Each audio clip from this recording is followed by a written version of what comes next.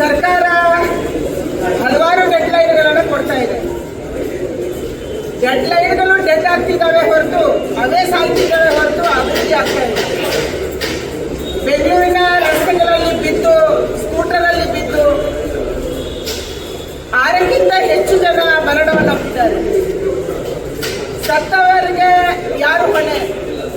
ಸತ್ತವರ ಕುಟುಂಬಕ್ಕೆ ಯಾರು ಹೊಣೆ? ಈ ಹೊಣೆಯನ್ನು ಯಾರು ಹೊರ್ತಾರೆ?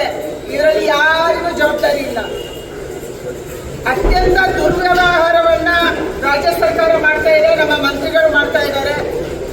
ಅವರಿಗೆ ಇಲ್ಲಿರುವಂತಹ ನಾಗರಿಕರ ಬಗ್ಗೆ ಗೌರವ ಇಲ್ಲ, ಅವರಿಗೆ ಸಿಗಬೇಕಾದಂತ ಮೂಲಭೂತ ಸೌಕರ್ಯ ಬಗ್ಗೆ ಗೌರವ ಇಲ್ಲ, ಶ್ರದ್ಧೆನೂ ಇಲ್ಲ.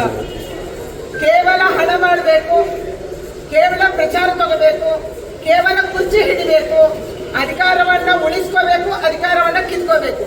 ಇಷ್ಟು ಮಾತ್ರ ಕರ್ನಾಟಕದಲ್ಲಿ ಚರ್ಚೆ ಆಗ್ತಿದೆ ಬಿಟ್ರೆ ಒಬ್ಬನೇ ಒಬ್ಬ ಮಂತ್ರಿ ರಿವ್ಯೂ ಮೀಟಿಂಗ್ ಮಾಡ್ತಾ ಇಲ್ಲ, ಒಬ್ಬನೇ ಒಬ್ಬ ಮಂತ್ರಿ ಜಿಲ್ಲೆಗಳಿಗೆ ಹೋಗ್ತಾ ಇಲ್ಲ, ಅಲ್ಲಿ ಪರಿಶೀಲನಾ ಸಭೆ ಎಂದೂ ಆಗಿಲ್ಲ. ಮುಖ್ಯಮಂತ್ರಿಗಳು ಮೇಲಿಂದ ಹಾರ್ತಾರೆ ಬಿಟ್ರೆ ಈ ನೆಲದಲ್ಲಿ ಅವರು ಓಡಾಡ್ತಾ ಇಲ್ಲ.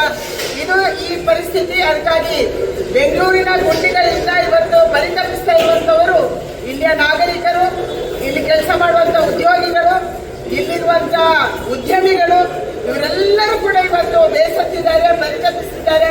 ಯಾಕೆ ಬೆಂಗಳೂರು ಹೀಗೆ? ನಾವು ಬೆಂಗಳೂರಲ್ಲಿ ಇರಬೇಕೋ ಬೇಡವಾ ಅನ್ನುವಂಥದ್ದು ನಾವು ಉದ್ಯಮಿಗಳು ದೊಡ್ಡ ದೊಡ್ಡ ಬೇರೆ ಬೇರೆ ದೇಶದಿಂದ ಇಲ್ಲಿ ಇನ್ವೆಸ್ಟ್ ಮಾಡಿದಂಥವರು ಯೋಚನೆ ಮಾಡ್ತಿದ್ದಾರೆ. ಇದು ಇವತ್ತು ಬೆಂಗಳೂರಿನ ಪರಿಸ್ಥಿತಿ.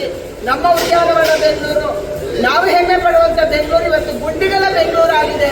ಇದನ್ನೇ ಇವತ್ತು ಪ್ರಪಂಚದಾದ್ಯಂತ ಇಲ್ಲಿಗೆ ಯಾರು ಬರ್ತಾರೆ ಅವರು ಮಾತಾಡ್ತಾರೆ, ನಿಮ್ ಬೆಂಗಳೂರು ಯಾಕೆ ಇದೆ ಅಂತ ಕೇಳ್ತಾರೆ. ಇದು ನಮ್ಮ ಸ್ಥಿತಿ ಇವತ್ತು.